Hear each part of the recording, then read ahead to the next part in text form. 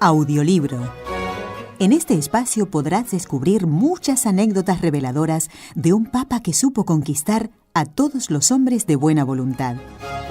Hoy te ofrecemos un capítulo del Anecdotario de Juan Pablo II por Pedro Beteta López.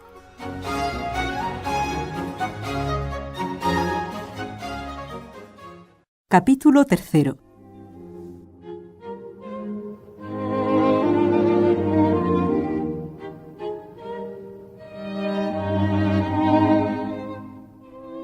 Un día, Carol vuelve a casa, como de costumbre, con la comida y algunas medicinas para su amado padre. Entra en su cuarto y al momento sale conmocionado y blanco. Su padre ha muerto de un ataque al corazón durante su ausencia. Era el 18 de febrero de 1941. Aunque acompañado por sus amigos, físicamente Carol se queda solo. A los 20 años se quedó definitivamente solo en el mundo. Es destinado ese mismo año a trabajar en otra fábrica. Allí ha de transportar cal en cubetas. En una conversación con el autor francés André Froissart muchos años después, dejaría en el aire este comentario que denota la amargura de su alma en aquellos años, que son los años normalmente alegres de la juventud. Dice así: con 20 años, yo ya había perdido a todos mis seres queridos, incluso algunos a los que hubiese podido amar, como aquella hermana mayor que murió 6 años antes de nacer yo. En un viaje a Polonia, rememorando su juventud, siendo ya papa, en la iglesia de Wadowice, su ciudad natal, diría: «Aquí me acuerdo de mi honrado padre. Aquí nos poníamos juntos ante el altar del Sagrado Corazón». Pasemos la página a una nueva etapa de la vida de Karol Wojtyła, la llamada al sacerdocio.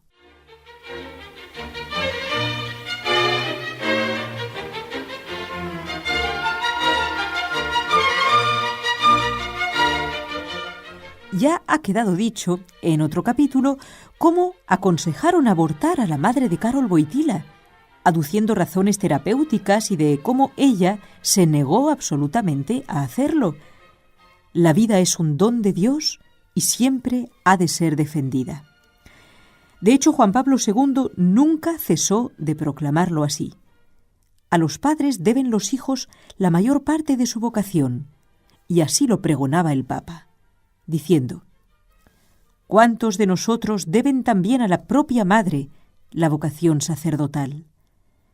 La experiencia enseña que muchas veces la madre es quien cultiva en el propio corazón por muchos años el deseo de la vocación sacerdotal para el hijo, y la obtienen orando con insistente confianza y profunda humildad.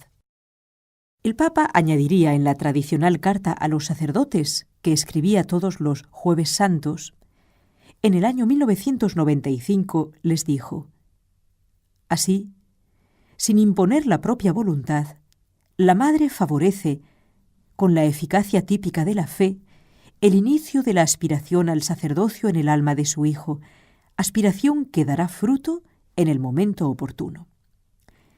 Y es en este tiempo cuando, solo, en medio del tumulto de los turbulentos acontecimientos de la guerra y de los duelos familiares, se hizo transparente en su alma joven el querer de Dios para él. En otoño de ese año, sabe ya con la certeza interior y personal que caracteriza cuando el Señor llama, que su camino es ser sacerdote. En otoño de ese año, sabe ya con la certeza interior y personal que caracteriza cuando el Señor llama, que su camino es ser sacerdote.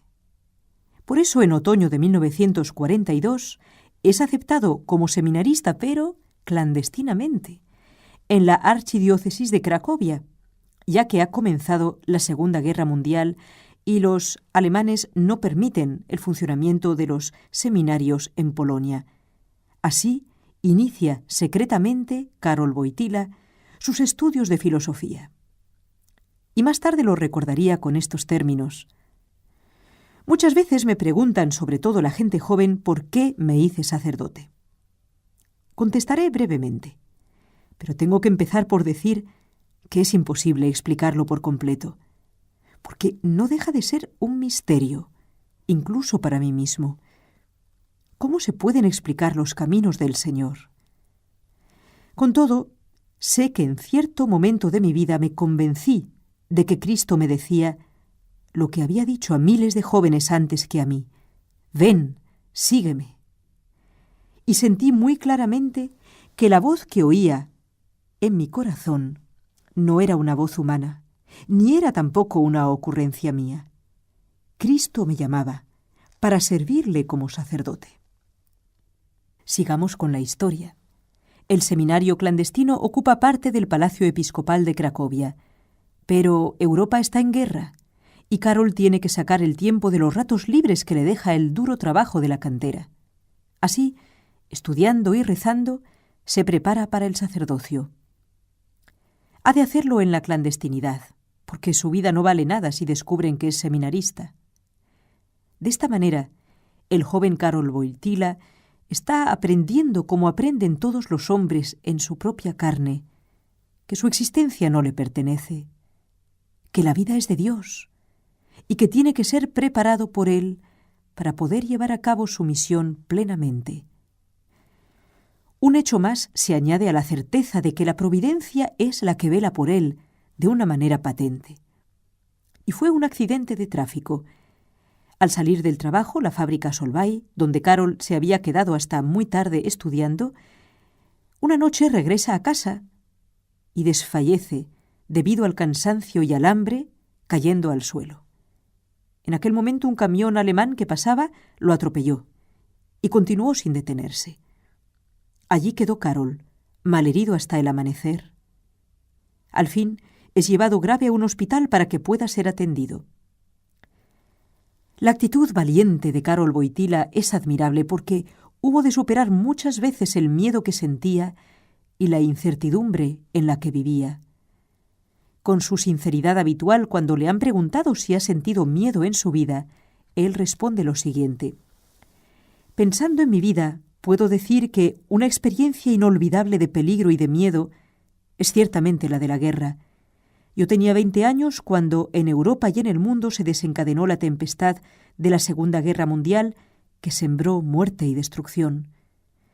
Mi generación quedó marcada por el miedo a los bombardeos, las deportaciones y las represalias. Sí, lamentablemente yo sé lo que significa tener miedo».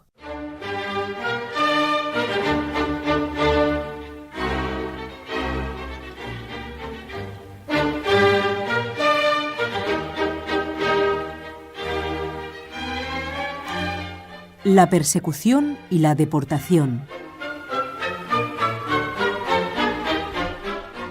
Al acabar la guerra, los nazis, antes de abandonar Polonia, redoblaron la persecución contra el pueblo polaco, fusilando sin piedad a todos los jóvenes que encontraban a su paso. Una noche también entraron en casa de Karol. Ya no vivían su padre ni su madre, pero él pudo esconderse en la cocina y allí se quedó rezando. Los nazis lo registraron todo. Suben y bajan, revuelven y miran habitación por habitación, pero providencialmente a él no le ven. Y de esta manera milagrosa, Karol de nuevo salvó la vida. En el año 1944, durante la invasión rusa de Polonia, Karol Wojtyła, más tarde Juan Pablo II, llevaba ya varios años estudiando clandestinamente para ser sacerdote. El exterminio judío, llevado a cabo por los nazis en los campos de concentración, sale a la luz. Mucho más tarde, en 1998, conocimos una historia publicada en una revista alemana que puede ser de interés relatar ahora. Una niña de 12 años, de nombre Edith, alemana, con origen judío, fue liberada con otras de una fábrica de armas, que era a la vez un campo de concentración, una vez que terminó la contienda militar. Se encontraba en situación precaria, al límite del desfallecimiento. Flaca, yerta de frío y hambrienta, esperaba no sabe qué en el andén de un apeadero de tren, donde ni siquiera sabía si pasaría alguno o si de hacerlo pararía, pues ya nada le importaba. La vida se le iba y sin familia a quien recurrir, aquella joven, desmotivada, casi una niña, esperaba la muerte arrumbada allí. Algunos se cruzaron con ella. Iban a otra estación cercana, con la agilidad de quien sí sabe lo que quiere y a dónde va. Iban a una estación por la que sí pasaba y paraba un tren. Pero aquella pobre, ausente, mirando a la nada, impávida, esperaba a nadie. En aquel momento ella cuenta que pasó un sacerdote joven, lo recuerda Edith Thirer, que así se llama, y al verla se detuvo. Como su indumentaria era la típica del suplicio nazi, pijama a rayas horizontales, le preguntó por su nombre. Algo le hizo estremecerse y caer en sí. Y es que desde hacía varios años nadie le había preguntado por su nombre. Había sido solo un número en constante peligro de ser tachado de las listas. ¿Qué ocurriría? Lo sabremos en el próximo capítulo.